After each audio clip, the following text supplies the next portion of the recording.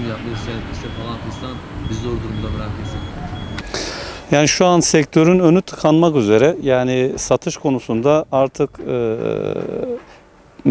asgari ücretlileri hiç değinmeyeceğim bile. Çünkü zaten alım güçleri hemen hemen hiç yok. Geçimlerini bile zor sağlıyorlar. Memur kısmı bile şu an artık krediyle ev alamaz duruma geldi. Kredilerini ödeyemez duruma geldi. Hani iki eş aynı anda memur olursa çok düşük bir ihtimalde olsa ev alabiliyorlar ama diğer tek memurlar dahi artık ev alamaz duruma geldi. Çünkü artık gelen zamların su götürmez bir gerçek olduğu aşırı derecede, yani her şeyin 3-4 katına kadar çıktığı bir piyasadan bahsediyoruz.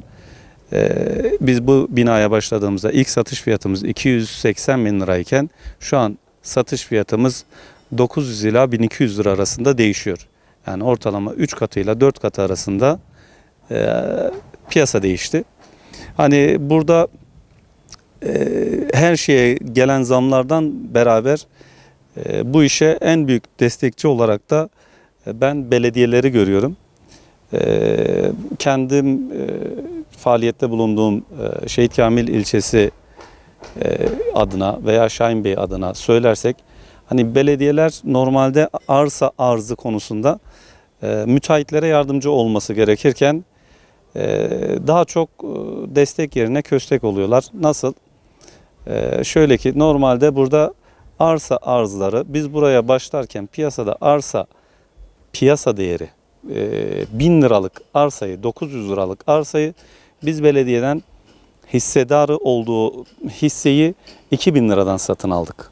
Yani piyasanın yükselmesine en büyük desteklerden birisi de belediyelerin yapmış olduğu arsalardaki fahiş fiyat artışıdır. Yani bütün maliyet artışı kadar da belediyeler piyasanın artışına bir o kadar zarar veriyor. Yani ilk dönemlerde rağbet işin aslı çok daha iyi durumdaydı.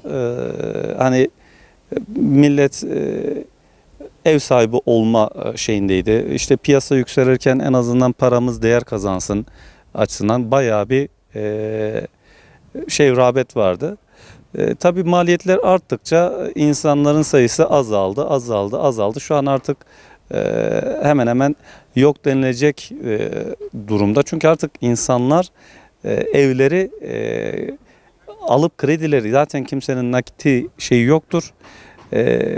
Yani krediyle de ne bankalar doğru düzgün kredi veriyor, ne de kredi çekseler bile ödeyebiliyorlar. Yani gelir şeyleri artık taksitleri bile karşılamaz oldu.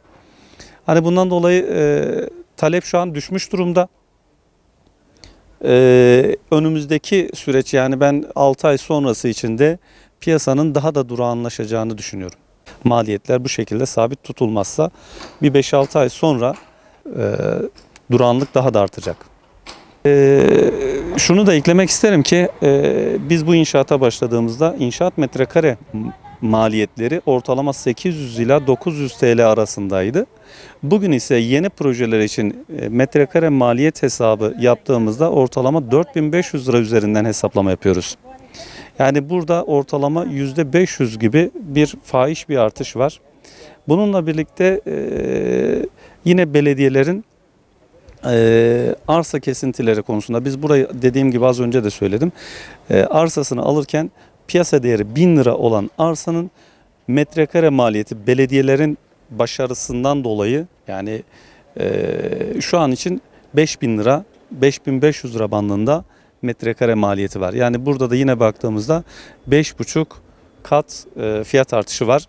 Bunda da tek suçlu ben belediye olarak görüyorum. Yani piyasanın yükselmesi tek sebep değildir. Belediyeler burada arzı sağlaması gerekirken burada bir emlakçı gibi, bir yatırımcı gibi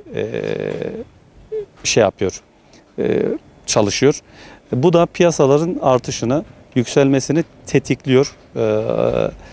Ondan dolayı belediyeler bundan sonra düşük fiyattan arsa temini yapamayacakları bir gerçek, ama fiyatı tutabilirler. Bu en azından bundan sonrası için. Yani arsadan kar yapmak yerine, arsadan kar edip yatırım yapmak adına yerine yani arsayı müteahhitlere, piyasaya uygun sunarlarsa maliyet düşeceği için yine halk bundan dairesini uyguna alarak faydalanmış olacaktır yani.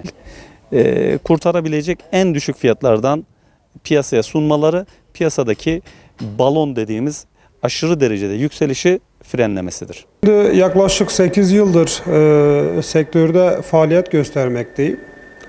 Son 2 yıldır malum gerek inşaat sektöründe gerek bütün diğer sektörlerde olduğu gibi mevcut Türkiye'de yaşadığımız kriz inşaatı da gayrimenkulü da etkilemiş durumda. Dolayısıyla bugün insanların alım gücü son derece düşmüş. Biz de esnaf olarak satış gerçekleştiremiyoruz. Yani bu konudan muzdarip olduğumuzu buradan devlet yetkililerine, büyüklerine de bir mesaj ulaştırmak istiyoruz. Tabii ben 2014'ten bu yana sektörde faaliyet gösteriyorum. Hiç olmadığı kadar düşmüş durumda bu durum. Yani geçen yıllarda işçiye, çiftçiye, esnafa daire satabilirken veya memura şu anda satamıyoruz.